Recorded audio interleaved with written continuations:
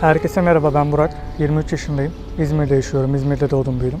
Yaklaşık 10 yıldır bir kemik yolu implantı olan Baha cihazım var. Optik sektöründe çalışıyorum. Benim hikayem de şöyle. Yaklaşık 7 yaşından sonra bayağı bir kulak akıntısı olma sebebiyle doktora gittik. İlkin bir sağ kulağından ameliyat oldu. Kulak zarı yırtıkmış, onu diktiler. Ondan sonra sol kulağı dedi. Yani bayağı bir zorlu süreç. Tabii ki o zorlu süreç bizim için de sıkıntılı, Burak için daha sıkıntılı. 10 tane ameliyat oldum ve zamanla işitme kaybım giderek arttı. Yani çok çekti çocuğum yani. O sıralar çok çekti. 5-6 yıl sürdü, daha da fazla sürdü yani. Biz devamlı kontroldeyiz. En sonunda kulağından kan geldi. Sol kulağında. Acil ameliyat olması gerek dedi. Sol kulağı kaybedeceğiz dedi. Duyacak mı, duymayacak mı? Ve sonunda nasıl olacak? Sol kulak kaybolursa dedim, duymamaya imkan yok dedim. Duymazsa ne olur dedim bu dedim. Onu kaybettik. Duymadık. Duymasına imkan yok dedi. Neden duyamıyorum dedim. Hani insan böyle kendiyle konuşur ya. Hani ben de öyle konuştum. Neden duyamıyorum dedim. Hani sadece bir hüzünlendim. Keşke ben de duysam dedim.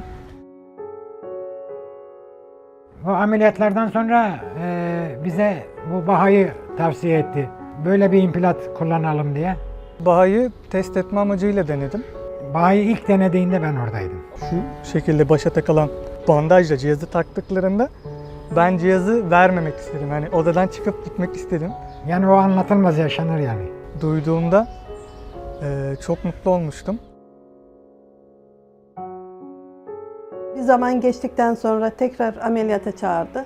Gelsin dedi, cihaz yani yapalım. Bu implantı yaptı, önerdiler. Ameliyatı olup cihazı takıldıktan sonra arabayla yolda giderken Eve geliyoruz, arabaya bindik. Burak tabii hiç duymadığı sesleri almaya başladı. yani takırtıların bile bir sesinin olduğunu hatırladım. Dedi ki baba dedi, lastiklerin sesini duyuyorum dedi. Yani ben orada çok duygulandım. Bu ne dedi? Tekrardan her şeyin bir sesi olduğunu hatırladım. Yani ne bileyim, böyle bir ağaç yeşerir görürsün ya, öyle içim yeşerdi yani.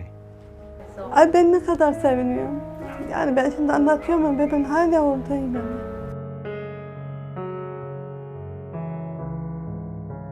Benim kullandığım cihaz Baha 4'tü. 5 yılı dolduğu için bir cihaz değişimine karar vermiştim. Yaklaşık 1-2 yıl oldu. Baha 5 kullanıyorum. SmartApp uygulaması sayesinde ben tekrardan Hayata Net olarak bağlandım diyebilirim. Çünkü sağladığı özellik, fayda çok fazla. Hiçbir şekilde kablo kullanmadan kablosuz olarak net bir şekilde duyup konuşabiliyorum. Eğer ki etrafta çok ses varsa tizleri veya basları kısıp arttırabiliyorum. Müzik dinleme, film izleme canım ne zaman isterse anında telefonumdan açıp müzik dinleyebiliyorum. Eğer ki ortamda çok fazla ses varsa bunu direktmen kendim istediğim gibi programlayabiliyorum. Ben önceden hep düşünüyordum ki ben yokken çocuğum ne yapacak? Yani bizim endişelerimizi endişe etmeyeceğimiz bir şekilde geldi yani. Yani gidiyor, işini görüyor, işe gidiyor. Hayatının kolaylaştığını hissediyorsun. Duyan bir insandan farksızmış gibi. Konuşuyor, telefondan yani yapıyor. Duymayacak diye bir şeyimiz yok.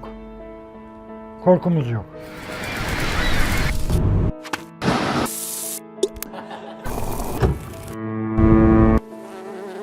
Benim eksik bir yanım vardı.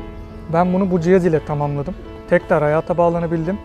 Cochlear tekrar bana hayatımı geri verdi.